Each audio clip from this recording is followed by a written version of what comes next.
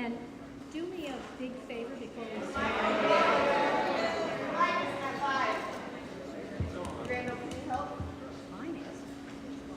Hello, can you hear me? Okay, just wanted to make sure that did we check all of the microphones are hot and working? Testing. Test. Test. Okay.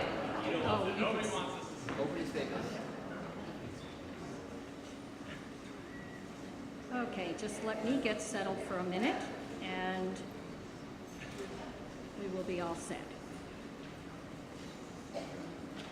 Okay, I want to welcome you, first of all of you who have come out. I see we have an extremely full crowd, which is a wonderful thing for a primary with all of these wonderful candidates. I am so pleased that everyone did come out.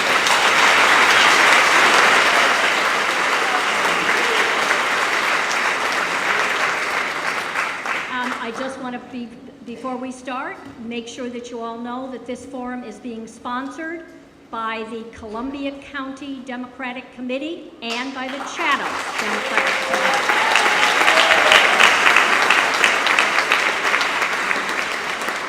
I would also like to welcome our honored guest tonight, which is Assemblywoman Dee Dee Barrett. If Dee Dee, would you stand up?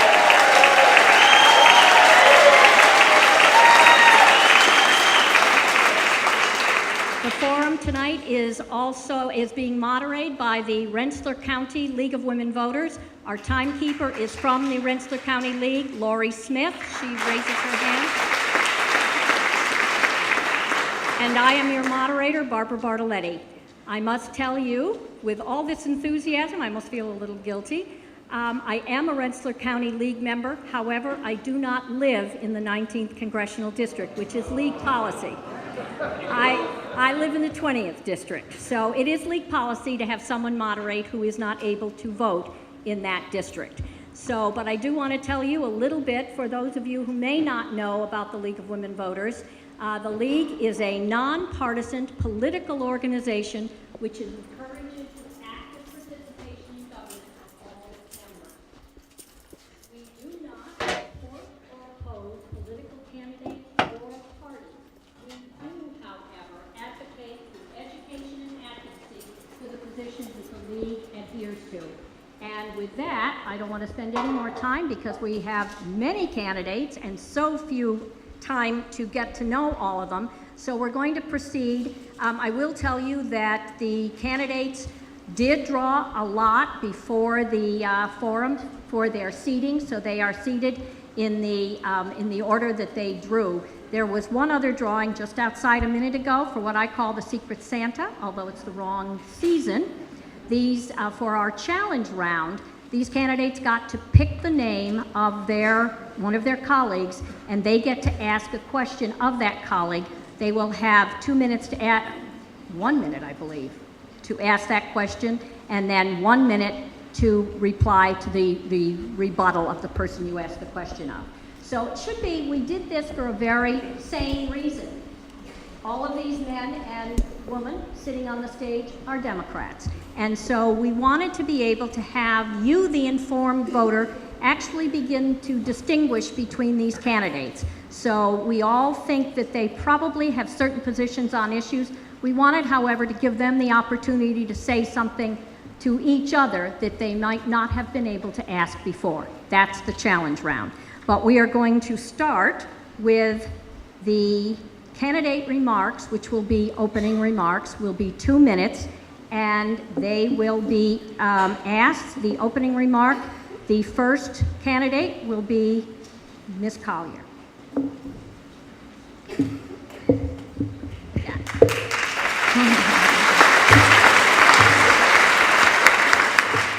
Thank you everyone for coming today. It's a real honor to be here and to be able to speak to everyone.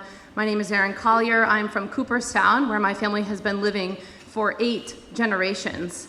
My great-great-great-great-great-grandfather settled in the area in the 1700s, settled what's Colliersville, the town right outside of Cooperstown, and we have been there ever since. And we've been farming there for 5 generations. So I grew up on a farm.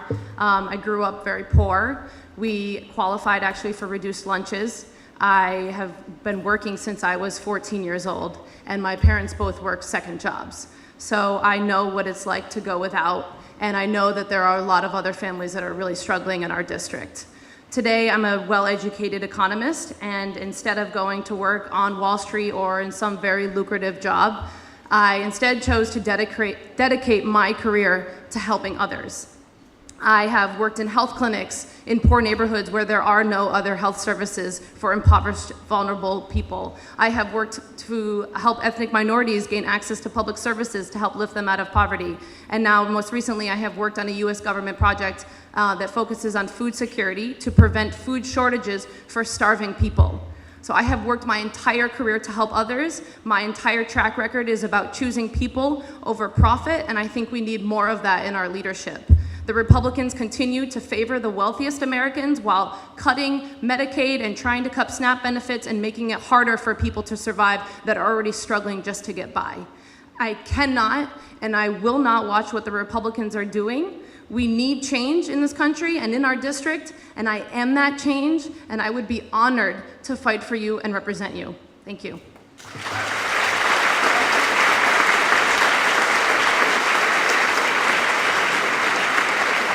Mr. Beal, next candidate, Mr. Beal.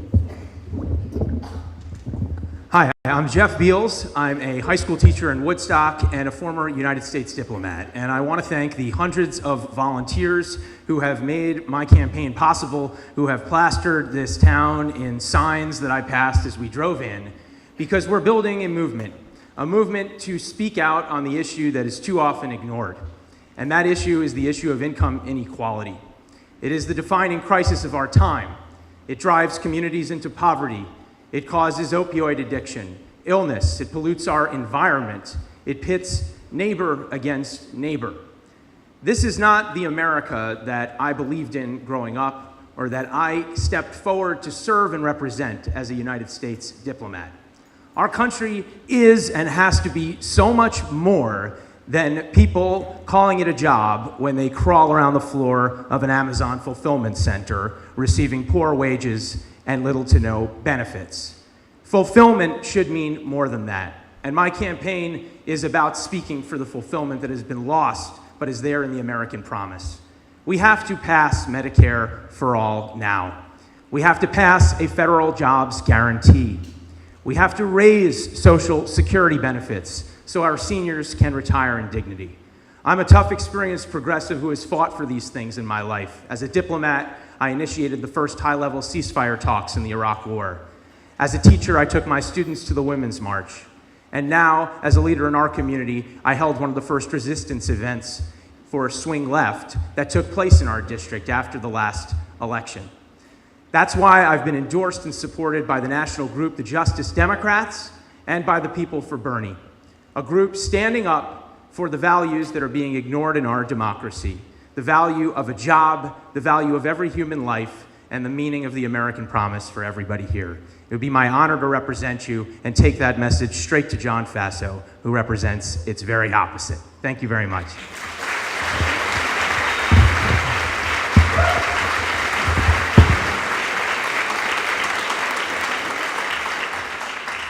Well, thank you, Barbara. Thank you, Pam Klein, Columbia County Democratic Committee. Good evening. 3 weeks from tomorrow is the big decision day. And I know you all have a tough choice to make. It's an easy decision, I think, for all of us, because we know who we're voting for.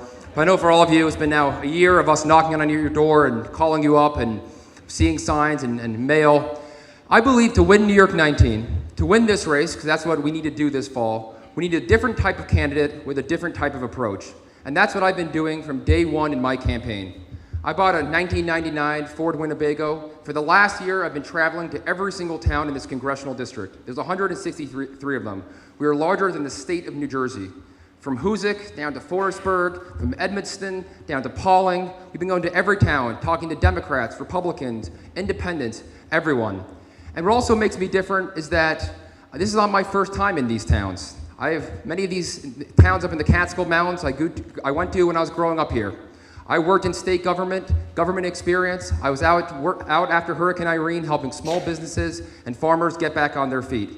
And what I have seen is that 85% of the issues there is agreement on. I've spoken with Trump voters who say they'll never vote for a Democrat, but then you ask them, well, what is your top voting issue? Is what will you do to support our local fire department, which can't find volunteers because we've lost so many of our young people? We can win over these voters to our side, but we can only win them up by showing up. And that's what I've been doing from day one in my campaign. And what I have also seen is that there is something new happening across this district. Just this past Sunday, I was in Poughkeepsie in the pouring rain. We had high school students from across the Hudson Valley who came out wearing orange to say enough is enough. These young people, they can't even vote yet, but they were walking the streets of Poughkeepsie chanting, "We will vote, we will vote, we will vote." This generation will stand up, hold these politicians who've been in office for far too long accountable for failing to act on common sense gun safety, and it will sweep across this district, this nation, and finally do something about this important issue. Thank you.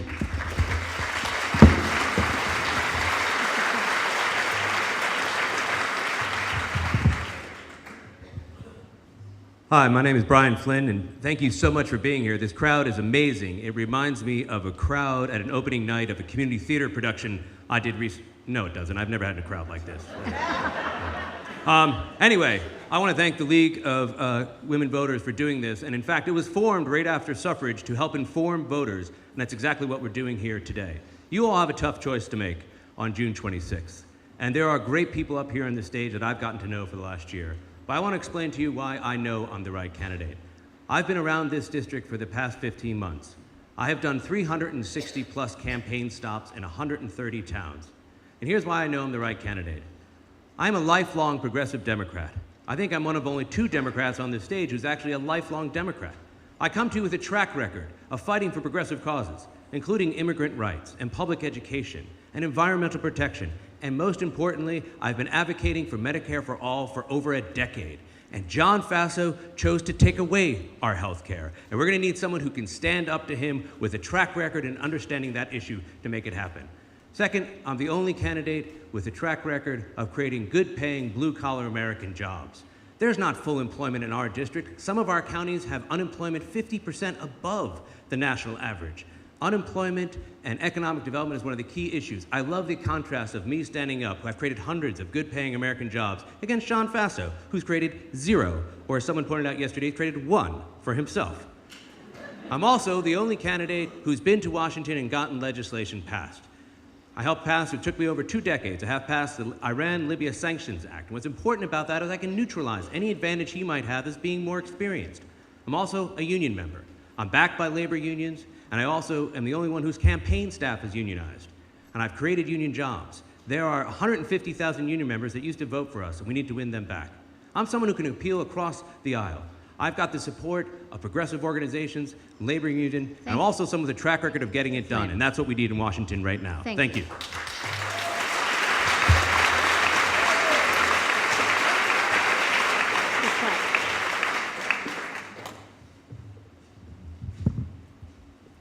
Hi, I'm Dave Clegg, and you are an amazing crowd, I will say that. And you are the reason we're going to beat John Faso. Yes.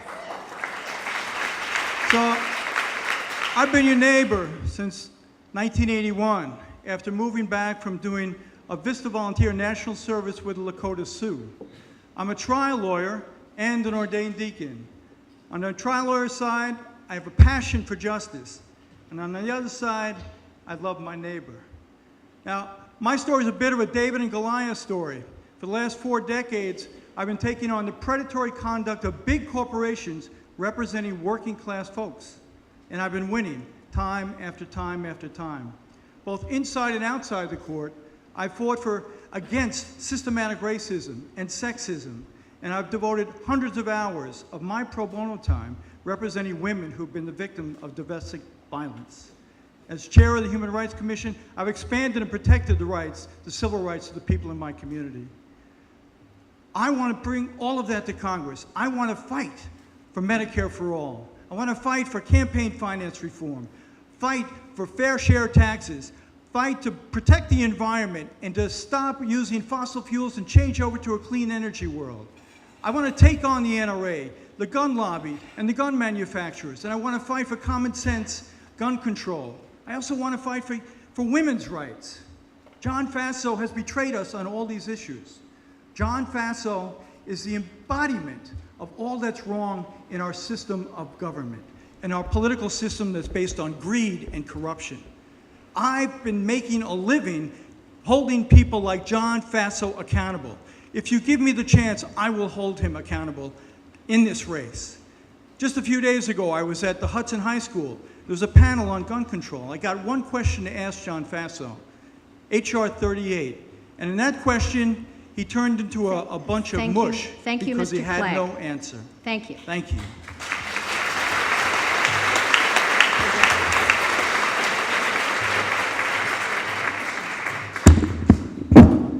Good evening. Antonio Delgado, candidate for Congress. Thank you. Now, I live in Dutchess County with my wife and our little boys, Maxwell and Coltrane, for the jazz fans out there. But I'm running for Congress because for too long, our political leaders have forgotten. They have forgotten about working folk. They have forgotten about working families like the one I came from, born and raised in Schenectady. Parents, proud employees of GE, who over a 30-year period of time were able to plan and plot their children's future based on secure, predictable income. We lived a dream, from cutting coupons to putting clothes on layaway to our first brand new home when I was a freshman in high school. Off to Colgate, where I studied philosophy and political theory, then Oxford as a Rhodes Scholar, and then back home to Harvard, where I met my beautiful wife, Lacey, who grew up an hour away in Woodstock. Lacey rocks. Thank you. She does. Now, we've lived a wonderful life for the last 40-some odd years, but a different story has happened right here at home. The economy has doubled in size. Wages have gone nowhere. 80% of folks are being asked to share 10% of the wealth. The top 10% last year alone captured more than 75% of all the income. And the answer we get is to roll back our healthcare system. The answer we get is a tax scam on the backs of working and middle-class folks. I say enough is enough. I'm fed up, and we need folks in Congress who get it, who will fight for universal health care, who will fight to make sure we have universal pre-K, who will fight to make sure that we protect our environment, who will fight to make sure that we close corporate loopholes and all these godforsaken tax havens overseas that keep our prosperity at the top and somehow make us have to wish that it somehow trickles down to us. Trickle is not just. Thank you, it Mr. must Brogue. bubble up from the Thank ground. you. Thank you.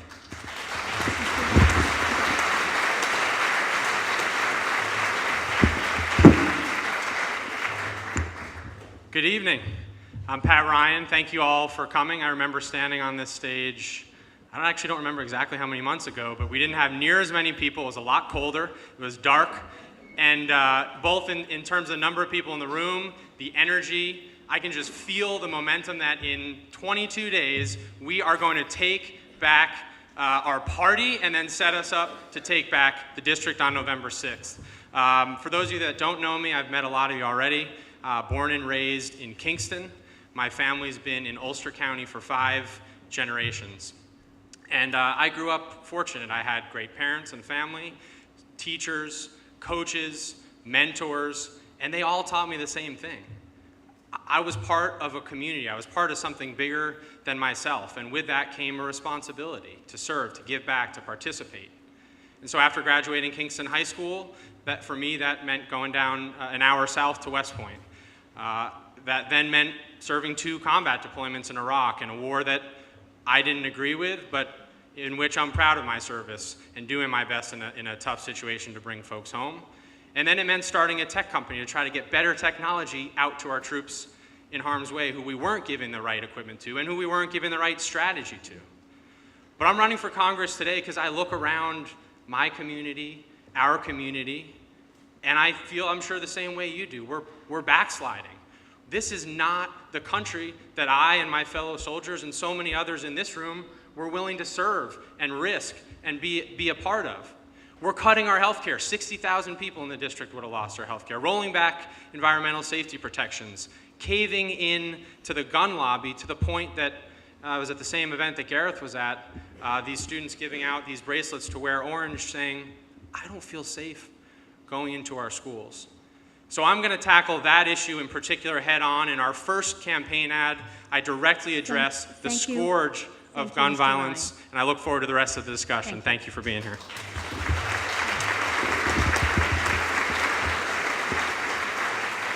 I am thrilled by the passion in this room, but I am going to ask a favor of all of you, since we do have a very serious time constraint. Now that you have applauded for all of them, can you just not applaud in between each candidate? I think it will save us some time, and you will be able to hear more from them. So we're going to proceed immediately to the questions. And the first question, since Ms. Collier started us, the first question will go to Mr. Beals. And that question is, President Trump has denounced trade agreements. He has withdrawn the United States from several trade agreements, and he also wants to negotiate NAFTA. He has imposed proposed high tariffs on aluminum and steel, even on our closest allies. China, the European Union, and Canada are now pursuing trade agreements without the U.S. and now probably against the U.S. What would you propose that would be the best strategy for expanding U.S. export opportunities while protecting the United States from unfair trade practices? And if you want me to repeat any part of it, I will. That's okay. How much time do I have? You have 1 minute, I believe 1 minute. Big job. I'm going to speed talk now, so stick with me. Now, our concern for this country has to be about the meaning of work for working people. We have a crisis of employment in this country, and it's not the crisis that people want you to think about when you read even the front page of the New York Times. The simple fact is that as job growth takes place, as our stock market rises, wages have remained stagnant for 40 years now. And we have witnessed the largest transfer of wealth that we could imagine over these last 40 years, to the point that 2% of the people in the United States have as much wealth as the remaining 90%. Part of that is because we've lost our eye about what our trade agreements must achieve. NAFTA was a mistake. We should state it baldly right now. We're engaged in a race to the bottom because we do not have internationally enforceable environmental and labor laws that ensure that our workers are not competing against mistreated workers elsewhere. I would stand up for fair trade, not just free trade. Thank you, Mr. Beals. Thank you. Sorry, these are so short time, but there's so many candidates. Yes, We'll try. go ahead. Do you No, I remember it. Okay. Unless you want it again. This is an issue that's affecting New York 19. I was out in the town of Conesville up in Schoharie County, and a local contractor came to one of our events and said he was a registered Democrat but almost never voted Democrat. But this is the issue that was going to motivate him this year, because the price of tin on the roofs that he was using for his projects had gone up over $1 per square foot, and it was driving up the cost of doing business about $400 more per roof. So these trade deals are affecting this district, and we must make sure that we are bringing that story to the forefront this fall against FASA, who has been absolutely silent on them. My policy with trade deals is very simple. What will it do for workers here in America? My campaign has been focused on making sure that here in New York 19, we are creating opportunities to be able to keep our young people here. I have the support of a major labor union, the only campaign to be endorsed by a local labor union here in New York 19, the Communication Workers of America. They are standing behind me because of that plan, to make sure that we are creating good jobs in this district, and that's how we should approach any and all trade deals. Thank you. Mr. Flynn. I spent the better part of my career fighting against unfair trade. I actually shut down an operation in China and moved it back to the United States because of unfair trade. We need to stand up for fair trade, and we need to make sure that labor unions have a seat at the table when we're negotiating trade agreements. It occurs in Germany, where they have very strong labor unions that are part of the process. That's how we're going to ensure that we have fair trade that benefits workers here in our community. But also, I don't like the idea of politicians like Donald Trump using the politics of cynicism in order to go after trade tariffs. For example, this tax on steel and aluminum, which will increase the cost to people here in our community, actually will destroy jobs. That tax on solar panels destroyed 1/3 of the jobs in the renewable industry here in our district. We have to make sure that when we look at how we structure trade deals, it's what's best for our community, what's best for the workers, and most importantly, what's also best for our environment. Thank you. Mr. Clegg. Back in 2002, George Bush tried a tariff on steel, and you know what happened? We lost 200,000 jobs. Just spotting tariffs off the top of your head isn't the way to conduct international trade. Congress has responsibility with respect to trade, and we can take control of those issues. Right now, he's claiming as a national security issue that he has to cut and actually add tariffs to Canada and Mexico and our allies in Europe. That's antagonistic to everything we stand for and what we believe in. I agree with the fact that international trade needs to be done from the worker perspective. All the trade agreements we've made in the past have been with only the big corporations at the table. The worker has not been considered. The environment has not been held up as high as it should be. That's what we have to fight for. We have to make sure of that from Congress. Thank you. Mr. Delgado. So Trump identified a real problem, but his solution is horribly flawed. Going about it unilaterally, going about it without any real thought or coherence to any degree.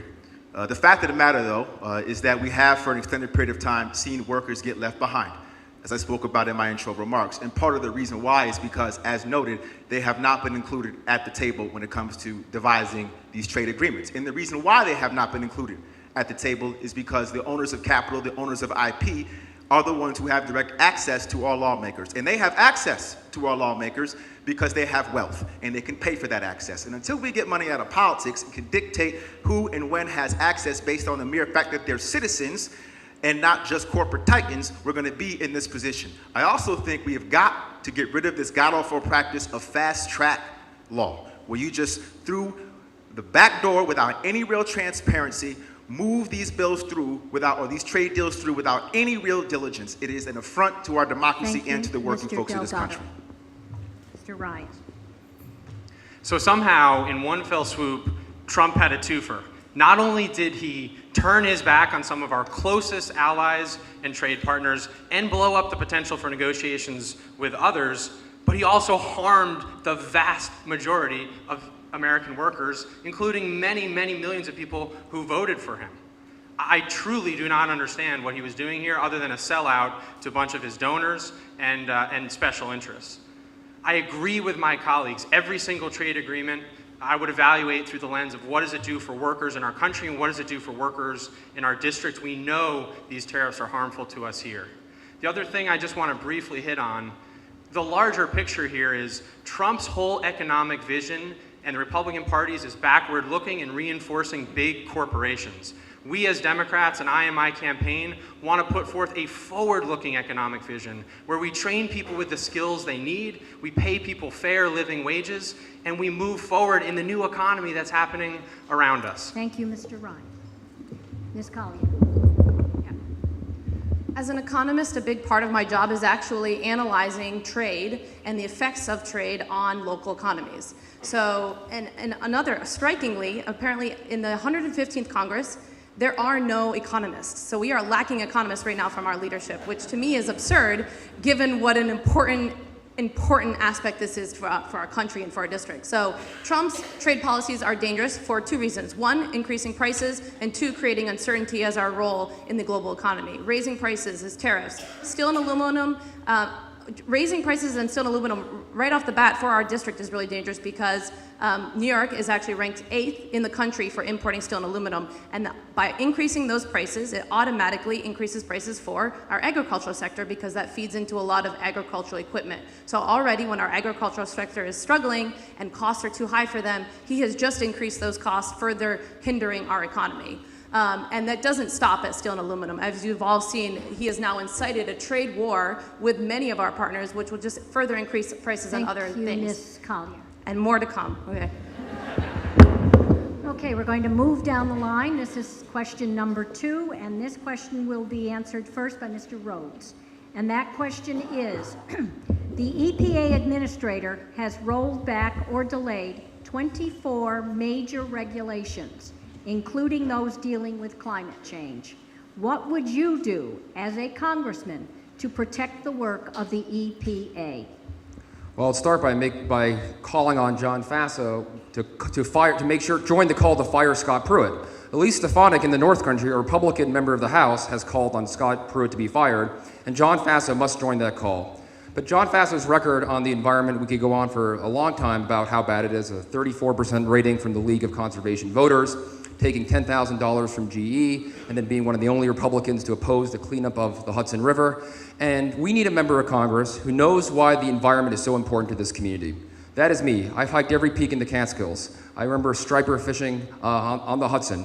I was out in Hillsdale at Debbie's bed and breakfast, the Inn at Green River, and she was telling me how they need now a generator because of these 20-year storms are happening every 10 years, and these 10-year storms are happening every 5 years, and their power is always going out.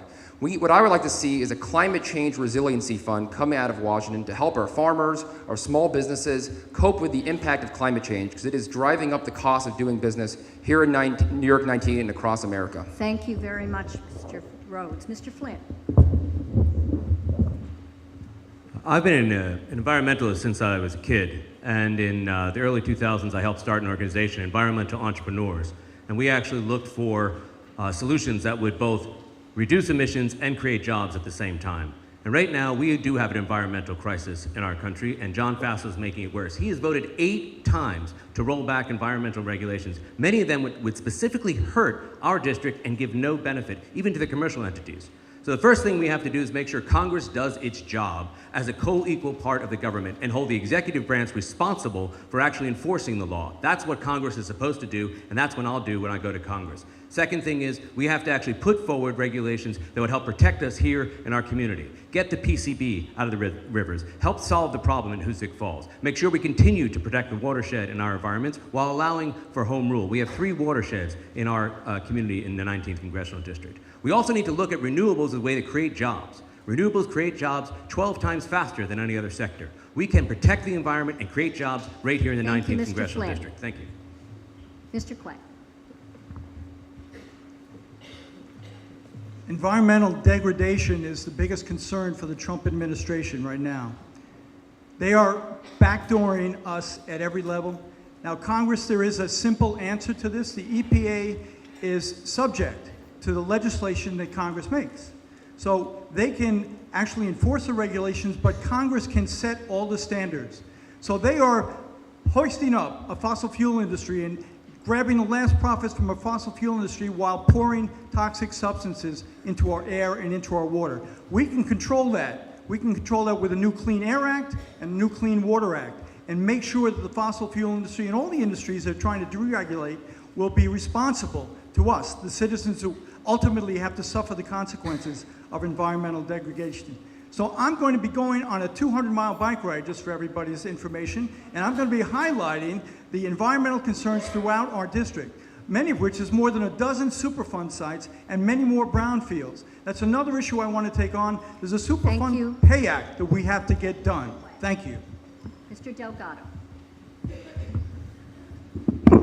It continues to blow my mind that we are still having a debate about the reality of climate change.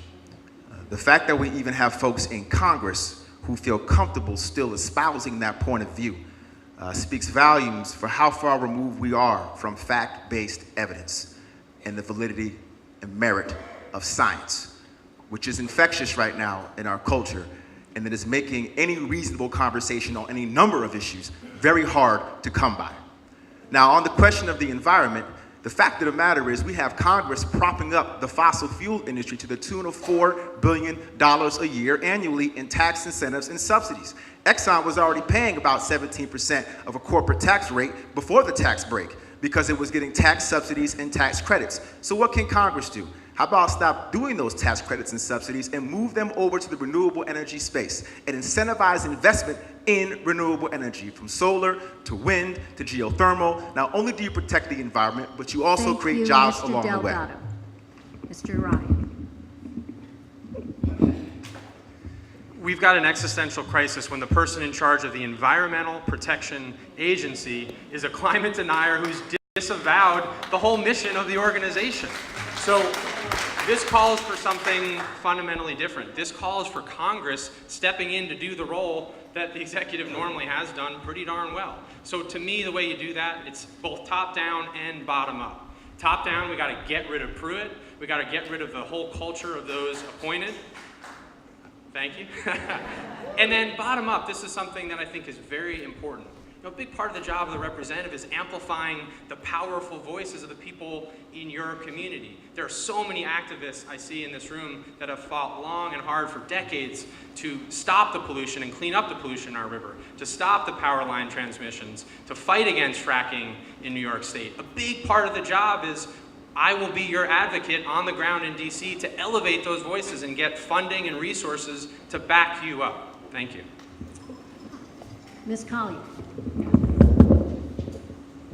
So first of all, we have to actually get someone in Congress that believes climate change is a real thing. Second, we have to have somebody that actually values the environment. John Faso is a pro-fracking lobbyist. We had people come to my farm in Cooperstown and ask us multiple times to frack on our land, and we said, absolutely not. We choose environment over profit, and that's what we need in Congress. We need to protect the Clean Power Plan. That is our best opportunity to combat climate change. That's what requires the huge power plants to reduce their carbon emissions, and Scott Pruitt is trying to roll that back. We need to protect the fuel economy standards that Obama created in 2012. That is the best chance at reducing global warming, and Scott Pruitt is trying to roll that back. We need to make sure that we're extending our federal tax credits that allow people to invest in clean energy, such as the solar tax credit, which is going to start to diminish in 2019 and ends, as of right now, in 2021. We have to have somebody in there that is going to extend that, and we have to have someone in there that is going to value these investments in our clean energy if it's going to happen. Thank you. Mr. Beals. We are the people of the Hudson Valley and the Catskills. It is our calling to not only state the crisis that we face in climate breakdown, but to lead our whole country towards its solution. This is not something abstract for me that I need to look at statistics to see, because I have seen climate breakdown with my own eyes on my own family's farm here in the Hudson Valley, which we've had since I'm a child. And the role of the fossil fuel industry in continuing this degradation is not something abstract for me either, because I've seen it going on as a United States diplomat and turned down ExxonMobil when they wanted to hire me to come be a teacher here in our community. What is this crisis? Our crisis is an opportunity. And the opportunity is why I have led this field in taking the off-fossil fuel pledge, calling for a moratorium on these projects so we can pass a Green New Deal, putting people to work so that we can achieve sustainable energy in our district and in our country in the near future. Get us back in the Paris Climate Agreement, fully fund the EPA, and lead the country as we're destined to do. Thank you. Okay, now we're going to move to the third question, and that will be answered first by Mr. Flynn. That question is, what would you propose for helping to ease the shortage of farm workers in this congressional district? In particular, can you suggest changes that would ease the system for farmers who want to hire foreign workers?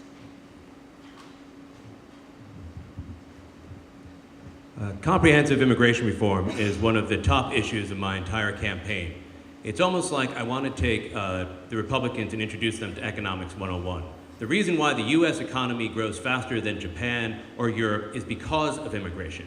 Immigrants overwhelmingly add to the economy. They do not take away jobs, they add jobs. A third of small businesses here in New York State are owned and operated by small businesses. So this talk by John Faso, when he sent out a mailer this week, using the politics of the division, going after immigrants. And the irony is that he actually put a farmer on the mailing with him. So he's attacking immigrants and using a farmer. I bet that farmer actually had to shut down his farm this year because of the policies of John Faso. We should not only have guest worker visas, we should actually provide work visas for farm workers so that they can continue to work here and help us grow our economy. That's how we're going to grow the economy and grow a sustainable economy right here in the Hudson Valley. We have to take on John Faso and Donald Trump on this issue, and we have to realize that immigrants are an integral part of our community. It's un-American to think otherwise. Mr. Flynn. Mr. Clay.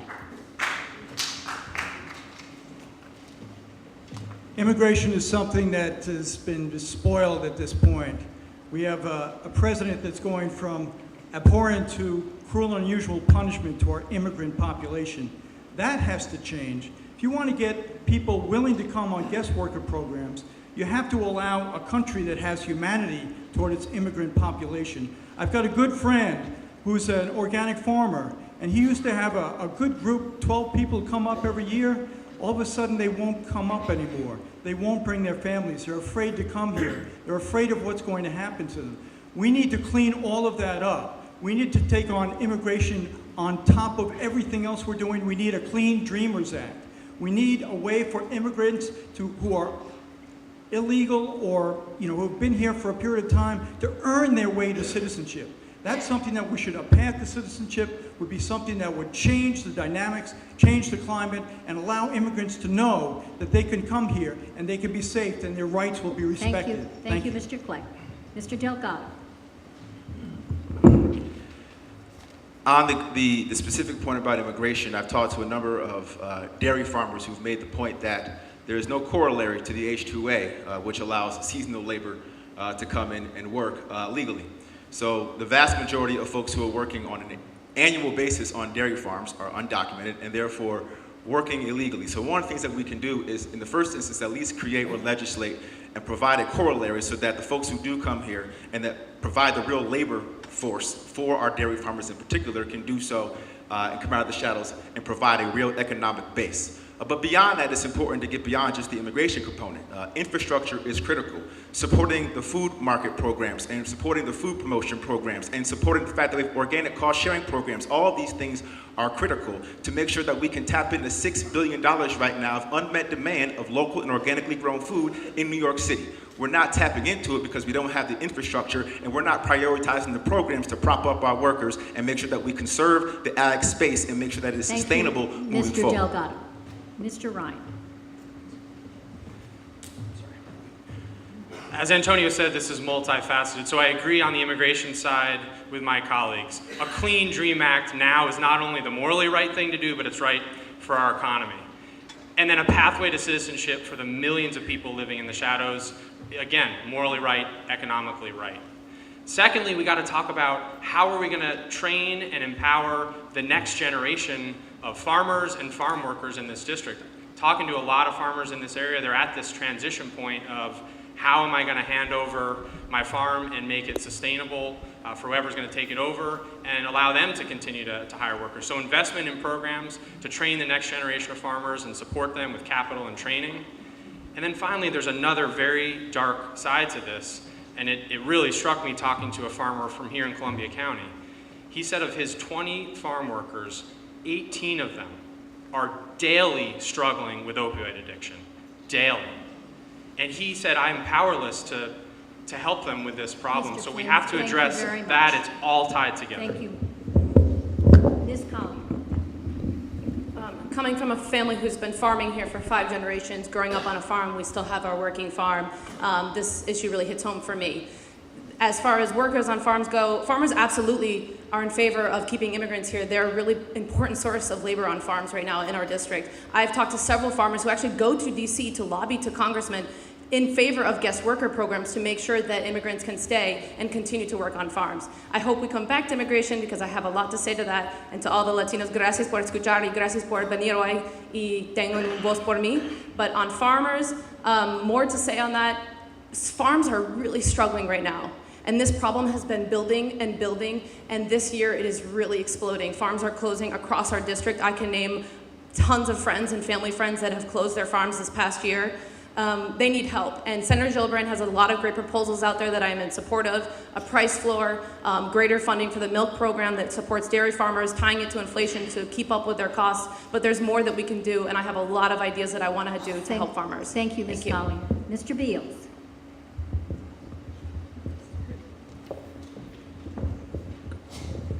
Farming is our heritage in this district, and it's also our foundation. And that foundation has been slipping away. And that is not a new story. That is a long story. And it's one that has traced over the last decades, where we have gone from 16,000 farms in the Hudson Valley down to about 4,000. And that is how you create opioid addiction, by the way. That is how you displace a vast labor force. You displace the safeguards of our environment, the best employers of local labor, and the best producers of the goods that can actually lead to healthy and happy lives for the people of our home. Who is the culprit? The same as so many of these issues: corporate power. Many of the dairy farmers losing their way in our district are being driven out of business by giant agribusiness, even as they pursue their lives and their trades and find no place for their own product on the shelves here. We have to help them, and when standing up to them and for them, we're going to make a difference for our home. And the same goes for these migrant laborers they work with. Thank you, Mr. Beals. Mr. Rhodes. Let's be crystal clear what the problem is here. We have a president whose entire immigration policy is very simple. If you're white, you're welcome. If you're not, you're not. And that is the root of this problem. Until we fix that, we will never be able to fix this issue. I grew up working on a farm down in Ulster County. I know families that have been coming to this congressional district for generations. They attend our churches, go to our schools. Many didn't come this last year because maybe someone got a traffic ticket. And this goes beyond just farming. I was out in Spencertown and a contractor came to one of our events, and he was talking about that he spent $25,000 in legal fees for his workers just last year, people who are here legally. Rensselaer County, they have deputized the sheriffs in Rensselaer County as deputy ICE agents here in New York 19. And this goes beyond just economics. The reporting of sexual harassment in the immigrant community has dropped dramatically since Donald Trump became president, because we have so many of our neighbors who are scared to call the police because of fear of deportation. This is wrong, and it can only stop once we fix this policy coming out of Washington. Thank you. We're now going to move to audience questions, and I would like to just tell you that those of you who bought tickets and submitted a question may very well now hear your question asked. So we're going to move for this question to Mr. Flynn first, and this question comes from the audience. I believe that's, Oh, I'm sorry, you did, Mr. Clegg, I do apologize. I apologize. Oh, absolutely, Mr. Clegg. Oh, all right, Mr. Clegg. The many valuable members of the Congressional District 19 are disenfranchised due to policies resulting in increased income inequality. Please identify one area of income inequality and explain how you would address it. Just want to start off by saying that Mr. Flynn always likes to go first, but maybe not this time. Lots of candidates. Income inequality. It starts off, any economist, anybody looking to expand the economy looks for education first. So I'm somebody who believes really strongly in education, starting at the beginning. One, we have to have childcare. Childcare is one of the most important things we can do to support young families. The cost of childcare is something that's almost unaffordable for most young families. It's so important.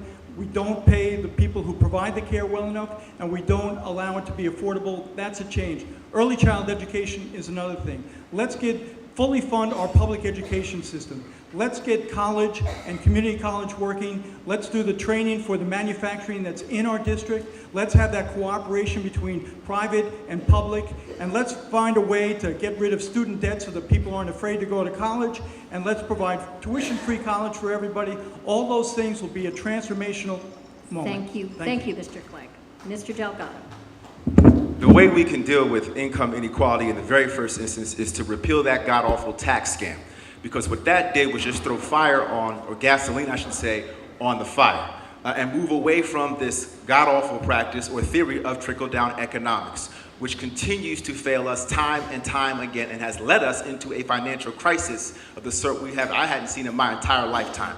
So what does that mean? Well, one, we can repeal the tax bill and then begin to close corporate loopholes and make sure that corporations pay what they're obligated to pay under the law. We do that, we can share in our prosperity and build infrastructure, create roads, rail, broadband access, cell service, and pay meaningful wages to our workers. The other big piece of this is gender income inequality.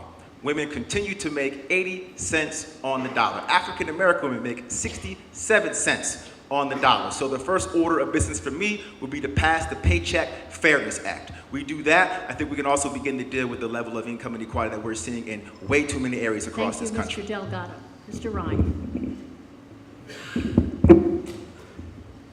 We all know this, and I directly believe that the highest level of income inequality in my lifetime and all of our lifetimes is the direct cause of why we have Donald Trump in office. Because both parties, for too long, have fundamentally failed to tackle this issue. As the son of a public school teacher, my mom taught her whole career in Kingston City Schools, in one of the most challenged, underserved schools in our district. I agree with Dave that it all starts with arming and educating our young people with the skills that they need to compete in the economy that we know is changing around us. So some specific things that I want to do there. Number one, we have to protect and increase funding for our public schools, particularly in light of the insidious attack led from the top by Betsy DeVos.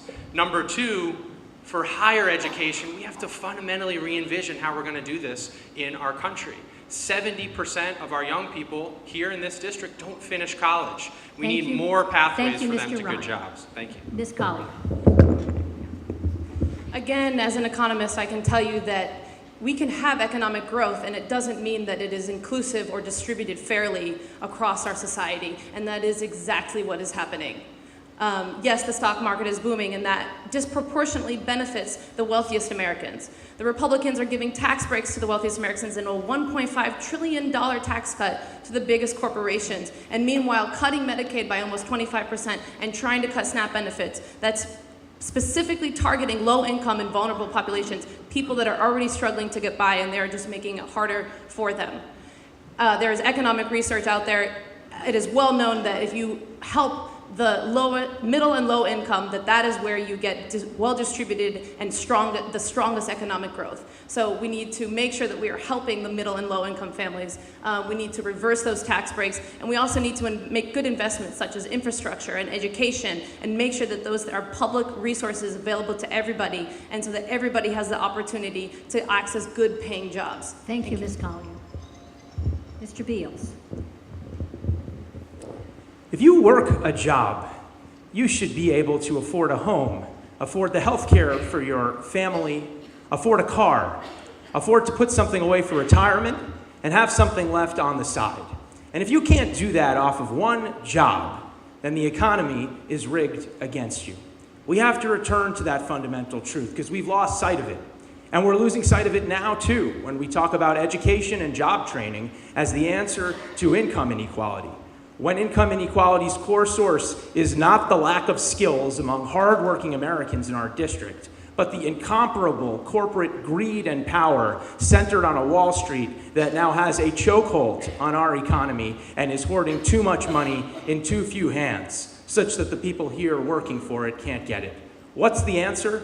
The answer right now is to pass a federal jobs guarantee so that people looking for work can get meaningful work and be put to work doing the jobs that need doing in our society at a reasonable wage with reasonable benefits. When we do that, we'll change this reality. Thank you. Thank you, Mr. Beals. Mr. Rhodes. I think the problem here is we have the people who are making these decisions in Congress and in government often haven't lived the life of a normal American. The average wealth of a member of Congress today, $1 million, 18 times the annual income of a family here in New York 19. This I know when I got out of high school, I went out and got a job. I wasn't able to afford a car. I biked to work. When I saved up, I managed to have the money to buy a car. But to me, having heard so many stories similar to that and having known what that is like is why investing in public transit in this district is so important to me. Delaware County, across the river, 8th largest county in New York State. It's bigger than the state of Rhode Island. There's not a single public transportation system in that county. I want to this, and that is not the outlier. That is across this entire district. We lack a real public transportation infrastructure. I want to make sure that a young person up in New Lebanon or in Canaan or beyond can take a bus down here to go to Columbia Green Community College, can be able to access our hospital without having to own a car. That's why I'm going to make sure we fight for an infrastructure bill that invests in public transit here in New York 19. Thank you. Mr. Flynn. Income inequality and despair is the pain that Trump preyed upon and got him elected. So if you all want to stop Trump, you do want to stop Trump, right? Yeah, just checking. All right, then we have to solve those problems that allowed Trump to happen. And that's what my entire campaign is about. We have a plan for the American worker. And it's about creating jobs and raising wages, but also removing the barriers that have kept people down. It's about economic justice and social justice at the same time. It starts with Medicare for All, which is the number one employer, healthcare is the number one employer in this county and 10 of the 11 counties in this district. It enables people to pay less for their healthcare and get more jobs in our community. It includes investments that create jobs in renewables. It includes comprehensive immigration reform. It includes policies that enable and empower women in the workforce and end the culture of assault on women and girls. It's policies that support unions, because there's nothing that does more for pay transparency and equal pay than a strong labor movement. And you cannot have a strong middle class without a strong labor movement. It includes investments in infrastructure, but it also includes prioritizing public education, because that's the only way we're going to grow this economy. Thank you. All right, we're going to move to the second audience question. That will be for you, Mr. Delfado. That question is, what is your opinion of how the War Powers Act is being implemented, and what do you plan to do about it? So we've had a problem with Congress abdicating its responsibilities here.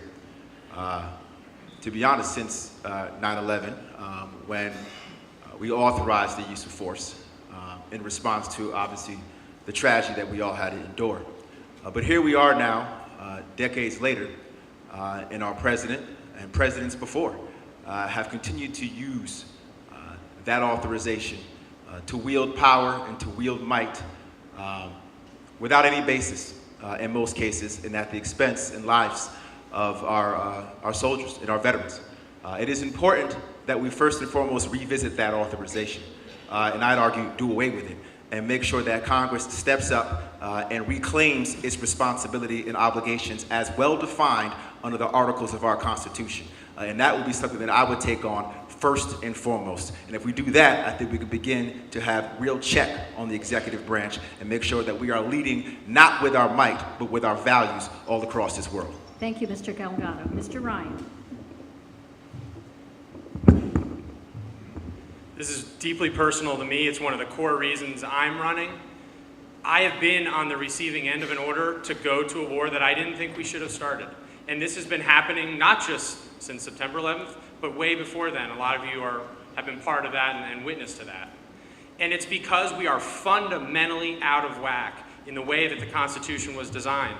The Congress has absconded their responsibility, and the executive has basically a blank check to start wars wherever and whenever they want. One of the core reasons I'm running is because we need more democratic voices who can say with experience and authority and expertise that war has to be the last resort. After I served, I came home and went to grad school at Georgetown to try to figure out, in a security studies program, how can we do this better than what I just did and what I just saw, where too many friends and others were lost. That is a core value I will bring to the job as a representative, and especially now under Trump, it's more important than ever. Ryan. Ms. Collier.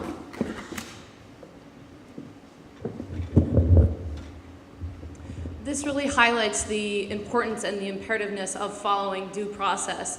And it is something that our president and executive branch continues to evade and completely deny and completely fail to do. And it's really dangerous for us. You know, as somebody who has worked on USAID projects, this is under, part of diplomacy for the US government. I've seen firsthand, and I have worked firsthand, seeing how important it is that we have diplomacy and not just defense, and that we have a government that has a system of checks and balances. Working on diplomacy programs, working for food security for the US government, those programs really matter and really affect our national security. And it can't just be about defense. The projects that I worked on, Obama, of course, was very supportive of, and under his administration, he made sure were well supported. And of course, they are projects that Trump continues to try to cut as he tries to ramp up defense and cut all of our diplomacy. And that is a mistake and really puts us at danger. Thank you, Ms. Collier. Mr. Beals. We approach this month the anniversary of the day that Robert F. Kennedy was struck down. And his words come to mind when I think about this question, because he once said, "Don't just pray for peace, seek it, and make your enemy your brother." That's what I have tried to live in my life. I was a United States diplomat, pushing for peace in the West Bank and Gaza Strip, pushing for peace in a war zone in Iraq. And if elected, I would be the only former United States diplomat in Congress and one of the most experienced foreign policy voices in the entirety of the United States Congress after a career that stretched over the course of a decade pushing for peace. And it's off of that experience that I tell you now, and I speak to the anti-war activists and the peacemakers who have rallied to my campaign, that militarism is not the answer for the United States, and that peace, which seems so elusive in the Middle East and elsewhere, is possible if we dare to advocate it and if we dare to push for it following our ideals. The authorized use of military force has become a blank check for war. Instead, we should follow the course of peace. Thank you. Mr. Rhodes. Nearly 50 years ago, the War Powers Act passed Congress on a very simple premise, that the president should go to Congress to get permission to go to war. Just like it says in the Constitution, Congress shall declare war. Clearly, it is not being enforced because today we are still operating under the same AUMF that passed Congress shortly after 9/11. Here we are 17 years later. I would make sure in Congress that we fight to pass a new AUMF so the president is forced to come back to the American people for permission to come to Congress to make sure that Congress is saying something before we engage overseas. So why isn't this being enforced? Because we elect politicians like John Faso who take $10,000 from a man named John Bolton, $10,000, and cannot stand up to him when he's appointed National Security Advisor. Because we have people like John Faso on the Budget Committee.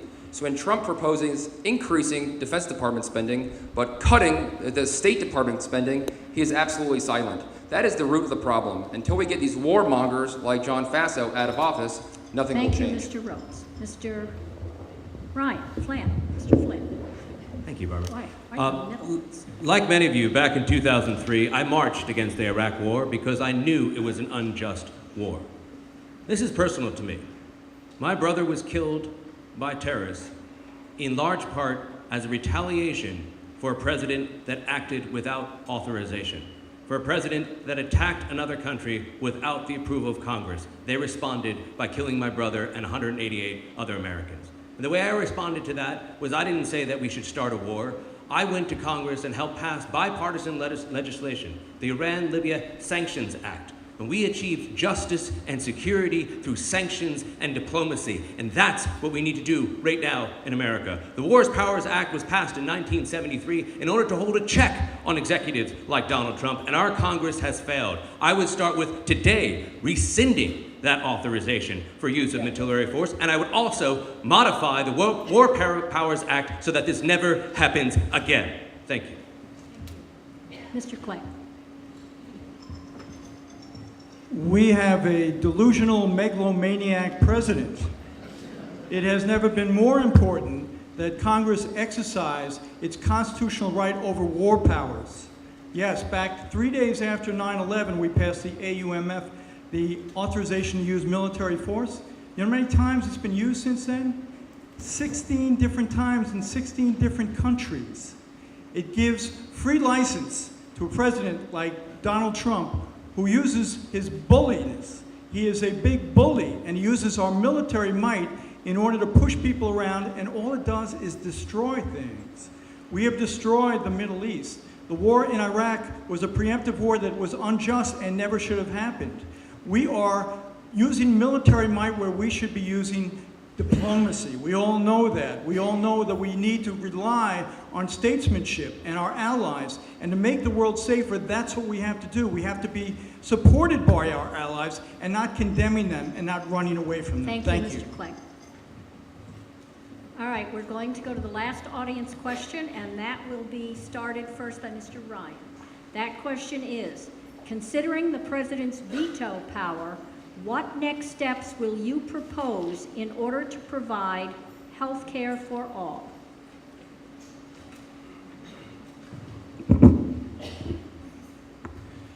So the first step, given his veto powers, we have to take back the House of Representatives in 2018. I mean, this is, I'm going to talk about, clearly that's why we're all here. But we got to talk about the way forward. But first, let's be clear. And I've heard this knocking on the over 40,000 doors we've knocked on. People are afraid and scared that they're going to lose the coverage they have right now, albeit imperfect. Medicare, people covered under the Affordable Care Act, people covered by their employers and the exchanges. So number one, we've got to hold the ground that we fought hard to get under the Affordable Care Act. Going forward, I think we're all united in a vision of universal coverage. The specific plan that I proposed, which I think we could get done and initiated in a democratically controlled House, lower the Medicare age to 55, under 55, create an opt-in to that same Medicare plan to bring down prices, and then for the love of God, give us the power to negotiate prescription drug prices and bring those costs down. Thank you very much. Thank you, Mr. Ryan. Ms. Collier. We have a healthcare crisis. Our costs are too high and our system is too complicated. A lot of people, a lot of families are really just one bankruptcy, one health crisis away from going bankrupt. I have a family member in this district who has health insurance through an employer, and when he had his kid born at our hospital in our district, he paid over $5,000 out of pocket. That's a lot of money for a lot of families. It's too much money. We have people in our district that have serious health care concerns and are unable to go to a doctor because they can't afford it. That is unacceptable to me. I believe that healthcare is a human right and it's not a privilege, and that everyone should have healthcare no matter your income, your gender, your age. If you have a pre-existing condition, everyone should have healthcare. So for that reason, I stand for Medicare for All, because Medicare for All does ensure and guarantee universal healthcare coverage. It makes sure everybody has healthcare. It also addresses the healthcare costs that we have in our system Thank and that you, are the real Ms. crisis Collier. that's happening. Thank you. Mr. Beals. We have a health crisis in our district, and making profits off of sick people is wrong. And that is why I support Medicare for All, and I do not believe in compromise when lives are on the line, because that is the situation we face in our home. I've been leading this fight for Medicare for All since the first day that I kicked off this campaign, and maybe that's why John Faso just released an attack on me that I'll share with you all. He said, quote from his office, "Unabashedly progressive Jeff Beals doubles down on single-payer health care scheme." I want to answer this charge. It's not a scheme. It's a national government health program like that enjoyed in the rest of the industrialized world that we have been denied for too long, John Faso. And I'm not doubling down on it because this isn't a card game. There are people's lives at stake, and those lives have to be saved, and we formed a government to provide for life, liberty, and the pursuit of happiness and the general welfare. And right now, at this moment, you know who's on government-run health care? John Faso. And I want him off of it and us on it. Thank you. Thank you very much. Mr. Rhodes. I support Medicare for All for many reasons, and I could go through the numbers. The fact that with 18% of our economy on health care, and we are 37th in results across the globe. There's many different reasons. But the question is, what will we do in the interim while President Trump is still in office and he will veto HR 676 or whatever goes through? Here's what I'm going to do, is I'm going to make sure we have a federal representative who also really knows state government well, because we can get DOH grants here in our community. We're seeing, I was recently the Columbia Memorial Hospital, seeing what they're doing to bring that new mammogram detection service right here to Columbia County. We have to make sure that we're bringing funding to support. We have 2 counties in this district that don't have a single maternity ward. We have to bring much more funding from the federal, from the state government, to make sure that our local health centers are being expanded, not shrunk, to be able to provide essential services in our community. John Faso, when he ran, promised twice, I think, that he would not vote to defund Planned Parenthood. He then turned around and within 5 months voted twice to defund Planned Parenthood. Thank you very much. So we have to use our own donations Rhodes. here in this community to support our local Planned Parenthoods all across New York 19. Rhodes. Thank you. Mr. Flynn. I'm thrilled to see that 5 of the 7 candidates here support Medicare for All, which I've been advocating for since 2004. And the reason why is that healthcare is a right, not a privilege, and Medicare makes the most sense. It will enable us to save costs, to spend less on healthcare, we'll get better coverage, have better health outcomes, and create more jobs in our community. And I'm going to convince Republicans to support this, because it's going to take the burden off of small businesses. It's going to take the burden off of individuals who are struggling to pay for health care, and it's going to create jobs in our community. So I don't care if Donald Trump is the president. We're going to continue to fight for this, and we will not equivocate on this issue. And there is a big difference between Medicare for All and universal coverage. John Faso supports universal coverage. a vague understanding of a system that is based on employer-based health care. Employers being involved in your health insurance, frankly, it's creepy. They're not involved in your car insurance. Why are they involved in your health insurance? It doesn't make any sense. I understand how it started in the 1940s, but we can convince people to support this. It's the right thing to do, and we should not compromise on it. Thank you. Mr. Clegg. I will join in the chorus for Medicare for all. I had an experience back 36 years ago when my daughter was born, and we got in a COBRA program, and the insurance policy that we had was picked up during the pregnancy. So when it turned out she had life-saving problems at birth, the insurance company decided that it was a pre-existing condition. I will never, ever forget that an insurance company put their profit over my daughter's life.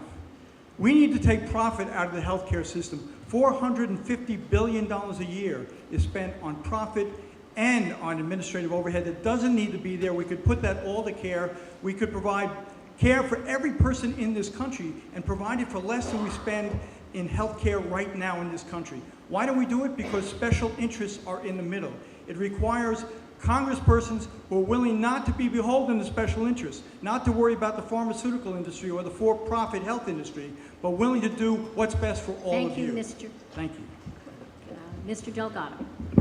I have to disagree. John Faso does not believe in universal health care. John Faso believes in taking health care away from the most vulnerable amongst us. John Faso wants to keep the profit motive exactly where it is right now in our healthcare system. John Faso has no problem with the fact that Medicare cannot negotiate drug prices with the pharmaceutical industry. This is a serious issue, very serious. As pointed out, lives are on the line, and we must take this issue seriously and deal with it with grave respect. Now, how do we do that? We've got to fight, and fight with all of our might, to get the profit motive out of a healthcare system and fight toward a Medicare for all system. But a critical step, if we're going to make sure we achieve this, is, in my opinion, to provide everybody an opportunity to choose to opt in to Medicare. By providing that choice, you allow folks to keep what they have if they like it, but still fight for universal health care. You drive down premiums, you drive down deductibles, and you also make sure, as noted, that Medicare can negotiate drug prices with the pharmaceutical industry. These are all achievable measures. And if we achieve these measures, we have transformative change in our healthcare system. Mr. Delgado. We are now going to move to what we call the challenge round. This is which the Democratic committees from both Columbia County and Chatham came up with to give the candidates an opportunity to ask one another questions. So names were drawn out of a bowl, and they were drawn alphabetically, and so we're going to start alphabetically, and we're going to start with, and what I would suggest is each one of you pick up a microphone.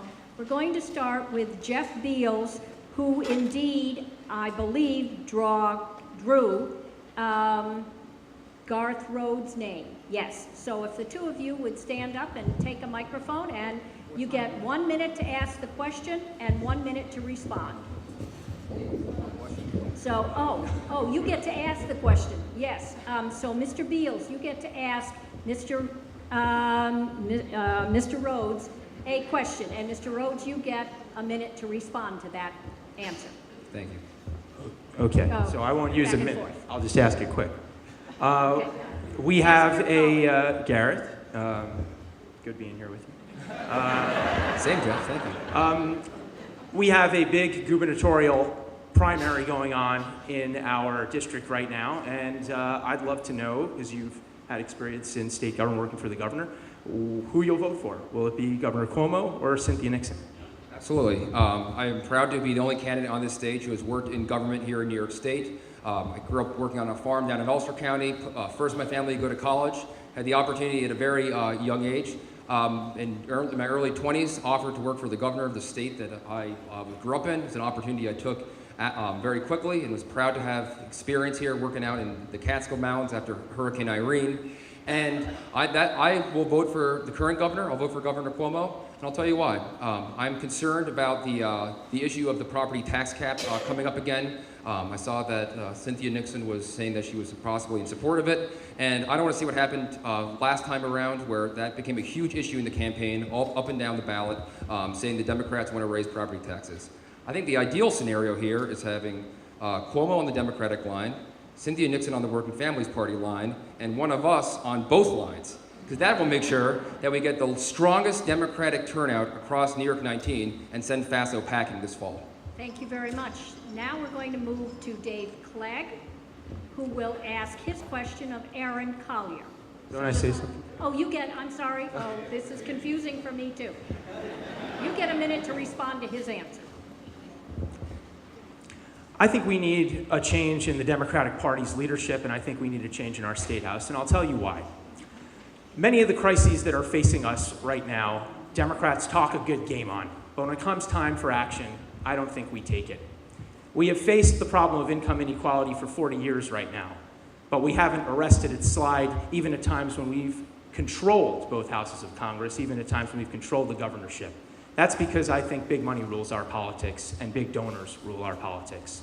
We've had a climate breakdown crisis going on for many years now, but we haven't arrested it, even at a time when the governor has passed no fracking in New York State. A lot of people don't know that every year since, we've increased the import of frack gas into our state. We are not taking the dramatic steps we need to take advantage of these crises, turn them into opportunities, and really act and lead as Democrats. And that's what I think we have a moment here to do.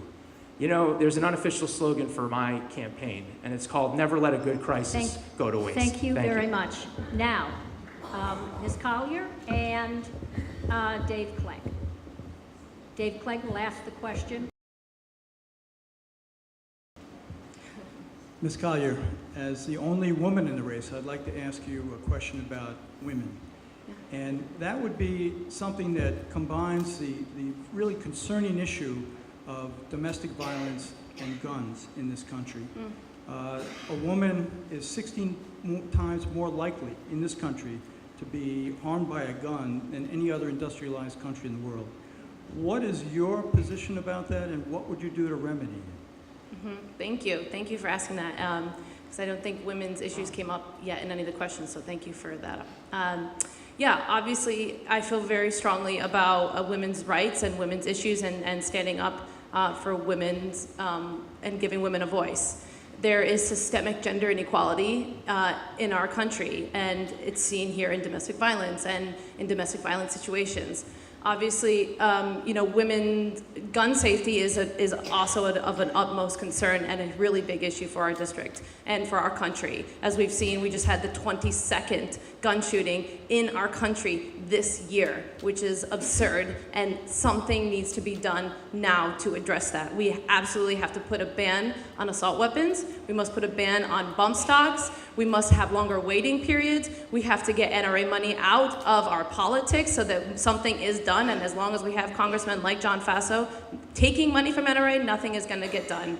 And again, standing up for addressing gender inequalities is really at the root of women's disposition in this particular situation. Thank you. Now, Mr. Clegg. Women who are subjected to domestic violence are the most vulnerable in our country. It's a sad and tragic experience that too many experience. Believe it or not, 4.5 million people who are women who are now living have been exposed to guns by their male intimate partner, whether they've been shot or they've been threatened by it. We have to change that. There's 22 states in this country that don't remove the guns from convicted stalkers and convicted abusers of domestic violence. That has to change. We can do that on a federal level. We can make sure that anybody who's ever, even on a temporary restraining order, that person has to have their guns removed. We have to provide for due process, but we also have the right to confiscate guns from anyone who's been violent toward women. And you know, 54% of the people who've committed mass murders started with their intimate partner. We have to do something about violence toward women, and that's something we can address from Congress. Thank you, Mr. Thank you. Clegg. Okay, Ms. Collier, stay where you are. Yep. Because you are going to ask the next question of Mr. Delgado. Yep. How you doing? Hey. Antonio, why do you, for healthcare, why do you support public option instead of Medicare for all? Right, so I think it's important to understand that we all share in the same principles here, and that is universal health care. That is that the profit motive ought not be in our healthcare system. The reason why I have chosen to focus first and foremost on what is achievable is because I think I have a responsibility as a congressman to do that and to make sure that we are building real consensus around a critical, paramount issue that needs to be resolved against a Congress right now that is controlled by Republicans who are determined to take it away from us. And so thinking critically and responsibly and diligently about the ways in which we can achieve this step by first and foremost allowing folks to opt in to Medicare allows folks to take on this fight without feeling like the change is too fast or too much at one time, and allows folks to keep their health care if they want to and still join the fight for universal health care. To me, that is a responsible way to take on a very important, very critical issue that must have a solution at the end of the day. Thank you. So for me, there's the important difference between public option and Medicare for all. Again, Medicare for all ensures everyone and gives healthcare coverage to everyone. Public option is basically almost what we have now, private and public options. And a really big part of Medicare for all is that it not only gives healthcare to everybody, but also by eliminating the inefficiencies of having multiple systems really reduces the cost. Right now, medical offices have entire staff, entire teams just to deal with all of those options and all of that paperwork, and that is such a huge inefficiency in our system that adds such a margin of cost, and Medicare for all takes that out.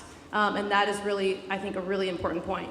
I also want to take an opportunity to say, for women's health, we see the Republicans attacking women's health and trying to restrict women's health. And again, Medicare for all, making sure that all health care is provided for all people, I think is really important, again, to rebuttal against that. Another important aspect is CHIP.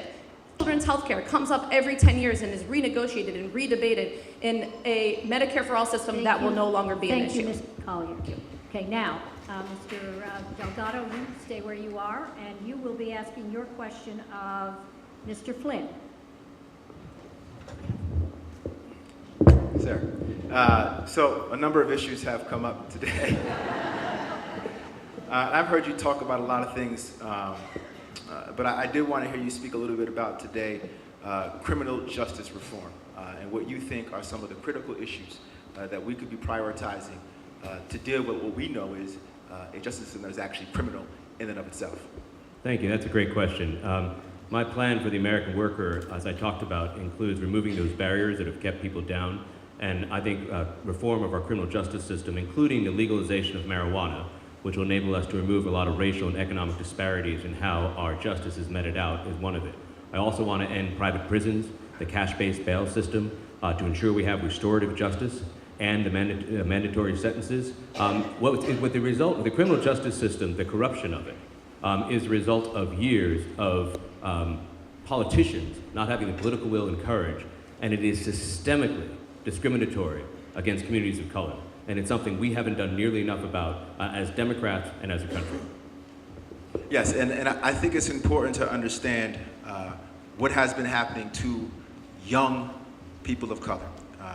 As an attorney, I did a lot of work with juvenile lifers, young men who were locked up for 20, 30 years when they were juveniles, serving mandatory life sentences under a law that at one point was legal and constitutional until deemed unso by the Supreme Court in 2012. We have got to do the work now to not only make sure that we roll back mandatory sentences or give judges discretion, we also have to make sure that our public defenders are funded. We have to make sure that the community that polices reflects the community that is doing the policing of. We have to make sure that our law enforcement receives properly racial bias training. We need bail reform. The fact of the matter is we got 60% of folks right now in the state of New York that are locked up having been found guilty of nothing. What happened to innocence until proven guilty? So bail reform is a critical step in this direction as well. We do these types of things, I think we can fully restore justice to our criminal justice system.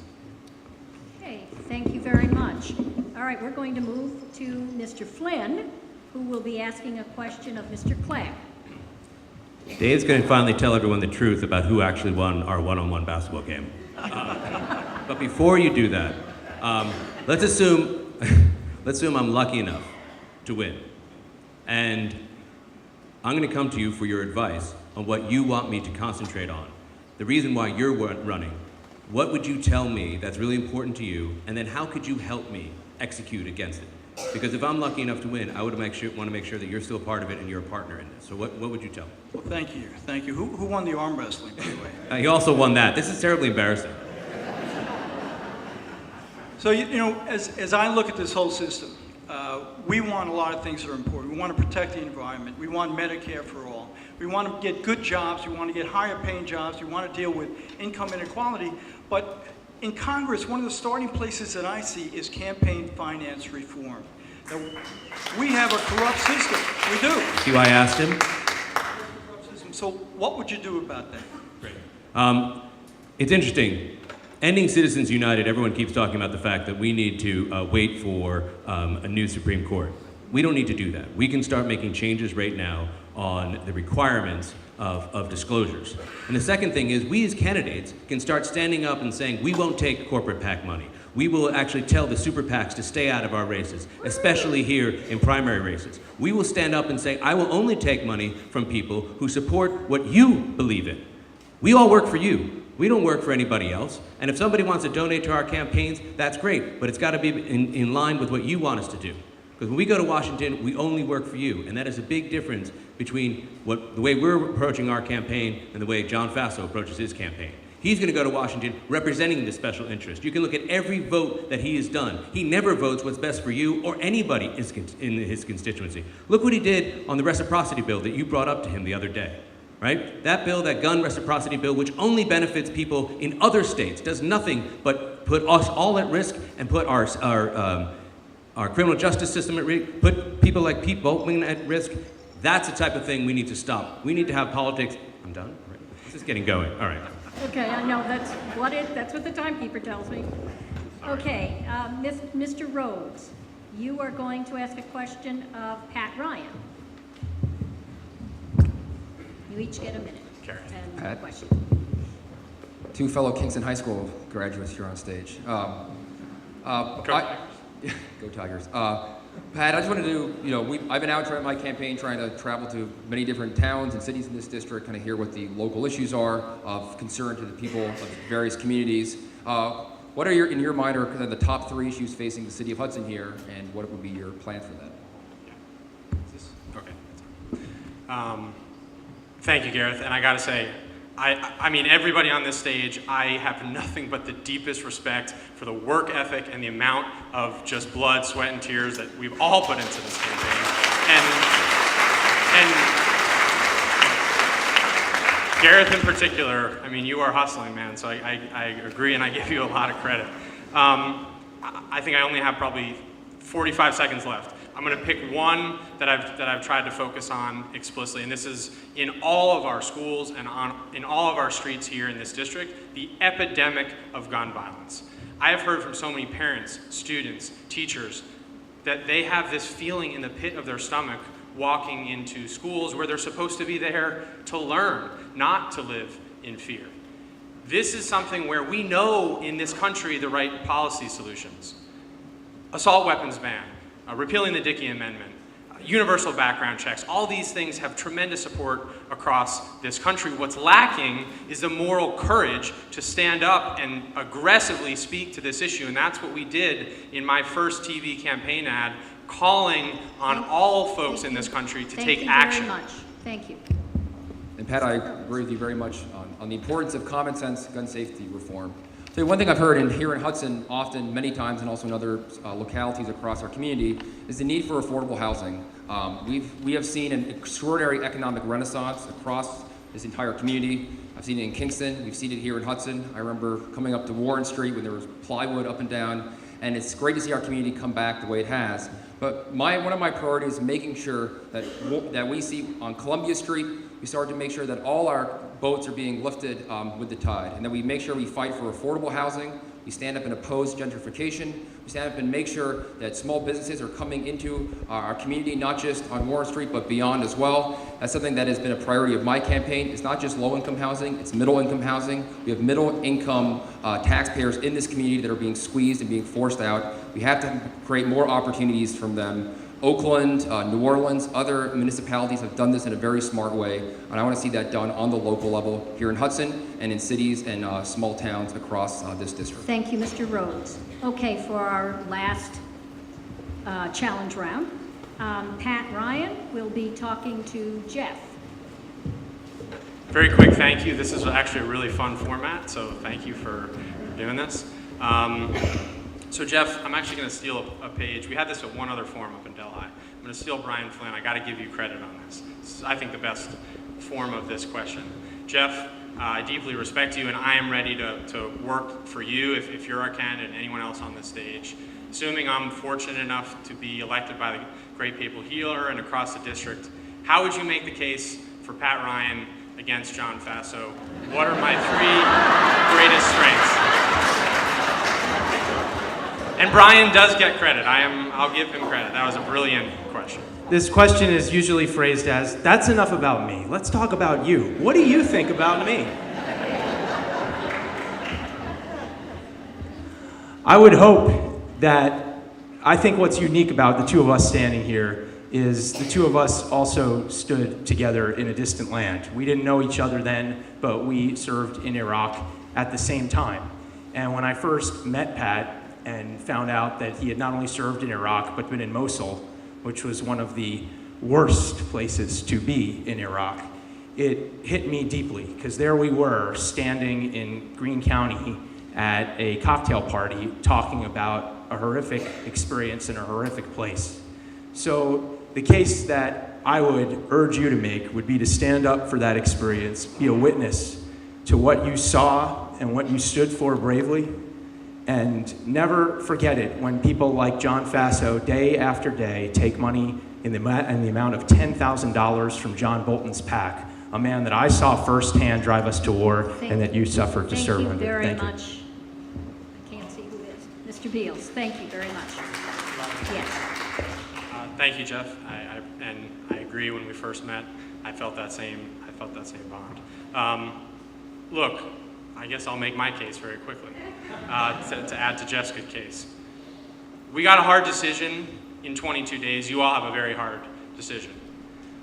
What I think we've heard tonight is generally encouraging, pretty broad agreement from articulate, compassionate voices to fight for democratic and progressive policies, to stand up for taking our country back from Donald Trump. And that's what this all boils down to me.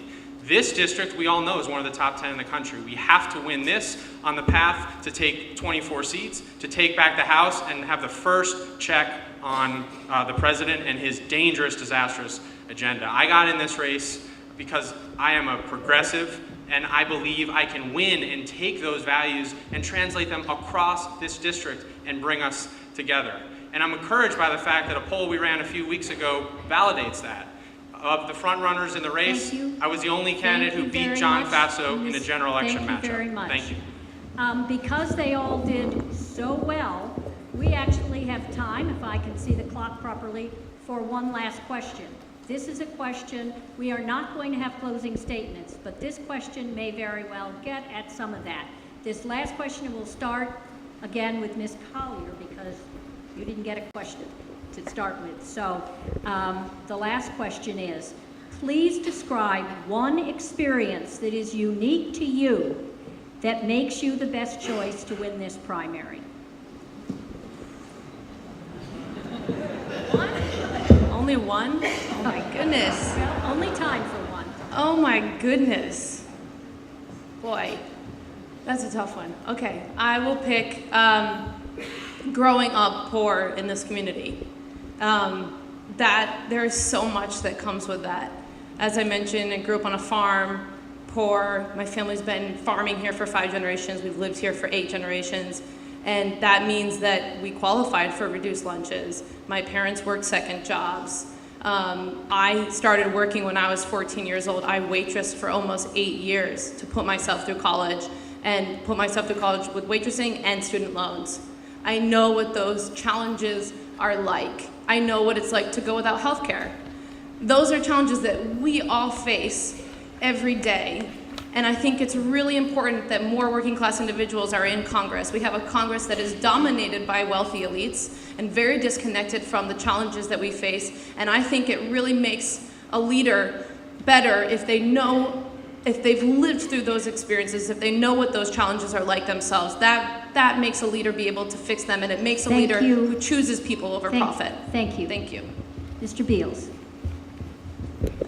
How are you going to choose between all these great options? If all you want is to turn an R to a D, if all you think that has gone wrong is the awful reign of John Faso and this president, then you have 7 choices. But if you think what's gone wrong is 40 years of rampant income inequality and the corporate takeover of our political system and our own congressmen, then I'd suggest you only have one choice, and that's the campaign that I'm running. I'm running that campaign based off of one experience, and I'm not going to list you my experiences fighting in Washington over the course of a decade as a US government servant or my experiences in the classroom.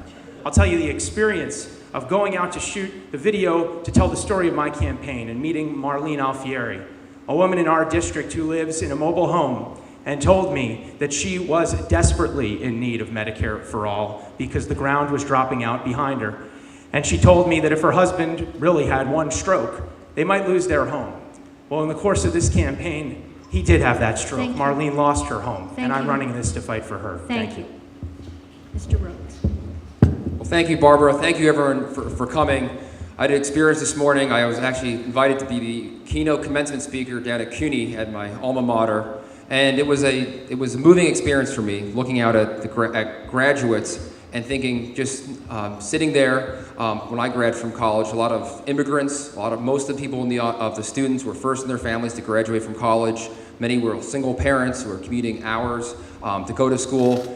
The amount of joy in that room, the amount of excitement, the amount of gratefulness for the opportunities that this country had provided them, CUNY graduates, thanks to Pell Grants, thanks to TAP Aid.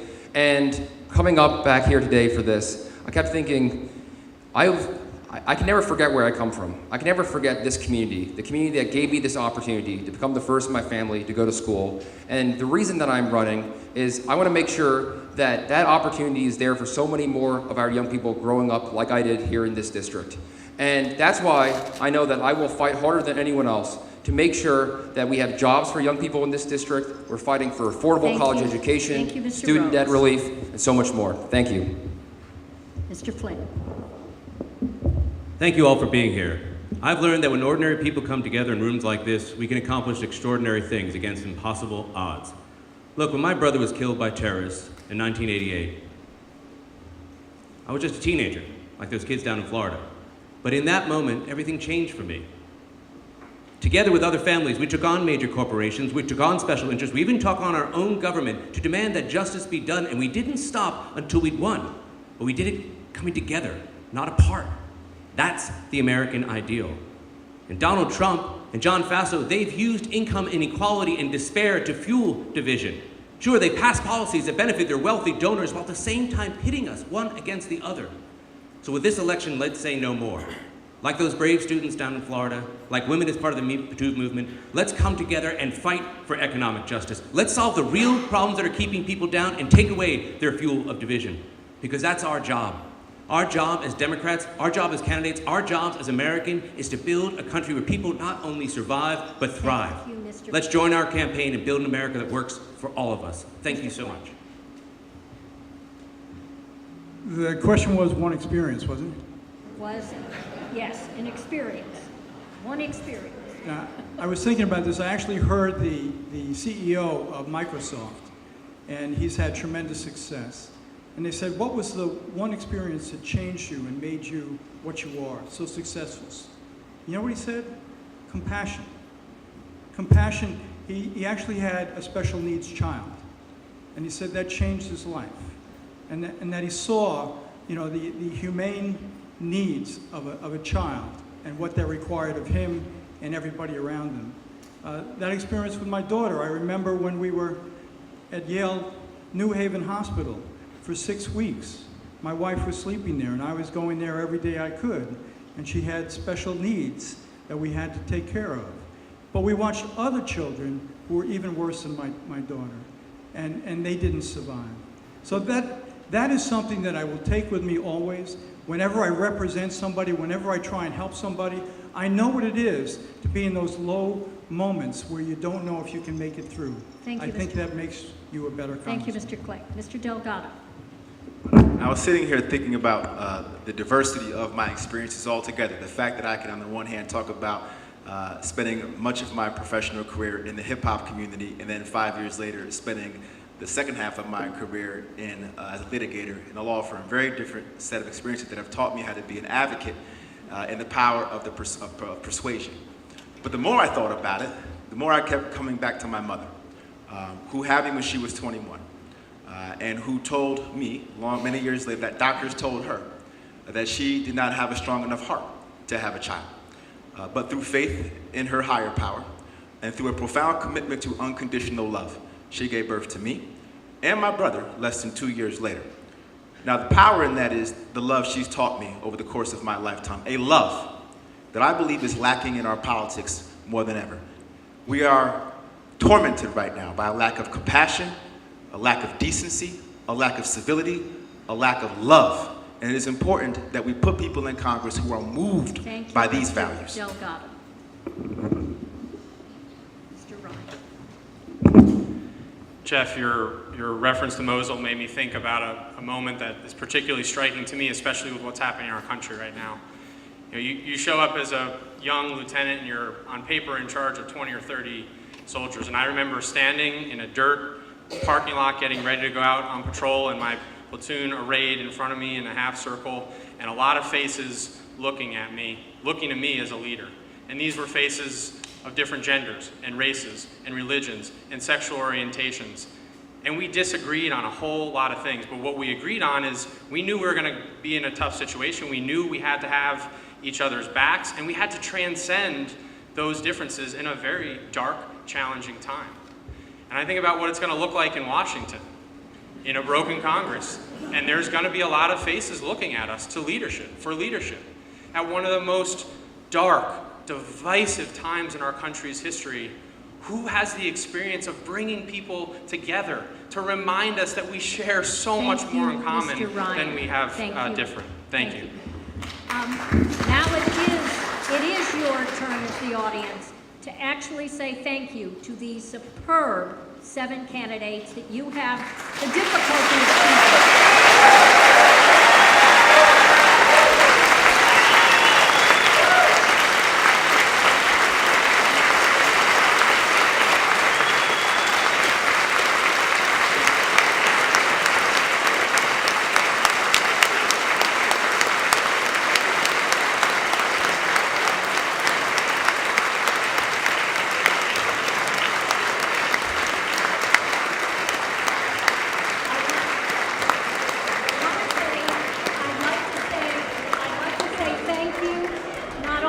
To the Columbia County Democrats, the Chatham County Democrats,